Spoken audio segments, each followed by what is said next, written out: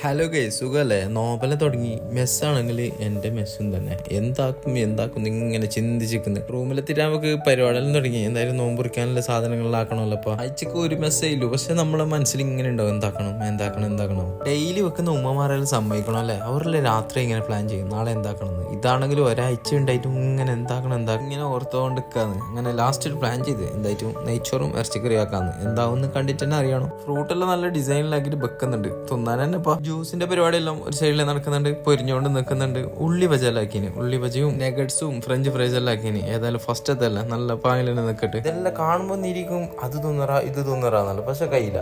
എല്ലാം കുറച്ചേ തിന്നാൻ കഴിയും. അപ്പൊ അതിനനുസരിച്ച് ആക്കിട്ടു നമ്മ 8-9 ആളുണ്ട്. അൽഹംദുലില്ലാ പഠിച്ചവനോട് എത്രയോ ശുക്ർ. എല്ലാവരും കൂടിയിട്ട് നോമ്പല് തുറന്നിട്ട് നേരെ പള്ളിയിൽ പോയി നിസ്കാരം കഴിഞ്ഞിട്ട് വന്ന് നല്ല ഇറച്ചിക്കറി നെയ്ച്ചോറും ആക്കണം തന്നെ ഇല്ലത്. നോക്കാം എങ്ങനെയാവുന്നു. ഉള്ളി മുറിച്ചുകൊണ്ടുണ്ട്, കണ്ണ് കത്തിക്കൊണ്ടുണ്ട്, ഞാൻ കരഞ്ഞുകൊണ്ടുണ്ട്. ഫസ്റ്റ് തന്നെ നെയ്ച്ചോറാക്കാന്നില്ലത്. അങ്ങനെ നെയ്ച്ചോറിന്റെ പരിപാടിയെല്ലാം നോക്കി ഇടയ്ക്ക് ഞാൻ കുക്കറിലിട്ടിട്ട് ഇറച്ചിയും തിളപ്പിച്ചിട്ടുണ്ടായിന്. നെയ്ച്ചോറെല്ലാം ആയ ശേഷം കറിയും ഉണ്ടാക്കി. കറിയാണെങ്കിൽ കുറച്ച് വെള്ളമായി. എന്നിട്ട് അതിലെ മസാലയെല്ലാം ഇട്ടിട്ട് അതിലെ റെഡിയാക്കി. ഞാനാണെങ്കിൽ ഇത് കൊളായി തന്നെ വിചാരിച്ചിരുന്നു, പക്ഷെ എന്തോ ഭാഗ്യത്തിന് റെഡി ആയിട്ടുണ്ട്. അൽഹംദുലില്ലാ നല്ല പാങ്ങിൽ വേവിച്ചിട്ട് എല്ലാവരും ഉറങ്ങി. അപ്പോൾ ഓക്കെ, ബായ്.